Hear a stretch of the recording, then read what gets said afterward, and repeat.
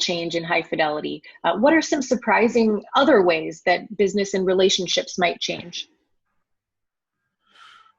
Well, I mean, there's this subtlety that there's an emotional connection that's made when you look into somebody's face, and it feels real.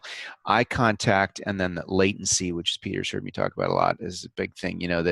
That when Talk I about latency. It's people need to understand what that means. Yeah, it's a really interesting thing. So when you're in a room with somebody and you really feel connected to them, what's happening actually, which has now been, it's pretty well understood, is that they're moving a little bit in synchrony with you, kind of like you were dancing together. Like if you almost reached out and put your hands on somebody's shoulders, you'd sort of feel them kind of nodding with your words. I can see Peter doing it right now. And if the latency is too high, then you kind of are out of sync with each other. And so you're Mhm. not able to communicate that emotional tone, and you're not able to say back to the other person, hey, I get you, I Yeah. understand.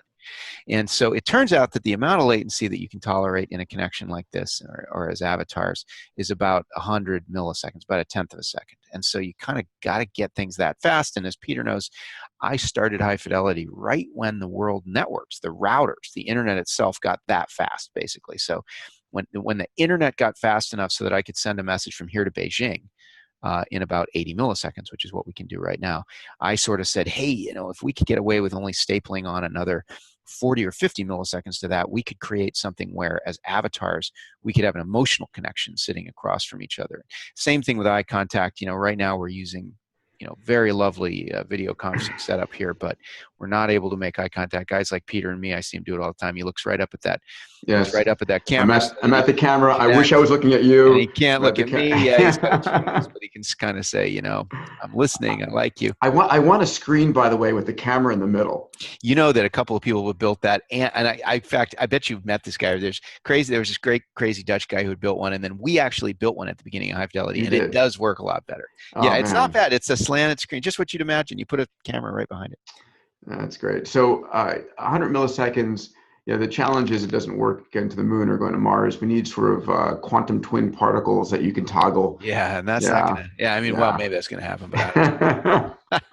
I was talking to our advisor, and I think mutual guy you must know too, Stephen Wolfram. Yeah, Who's of course. He's amazing brilliant. One of the mathematics. smartest guys on the planet. I said to him, quantum computing, what is that going to work? He's like, man, I don't know. I mean, he said, this stuff is But so if it does, it's going to change the yeah, yeah, world. he said, it's so complicated. I don't know. And I was like, oh boy, If he doesn't know, who does? it's tough.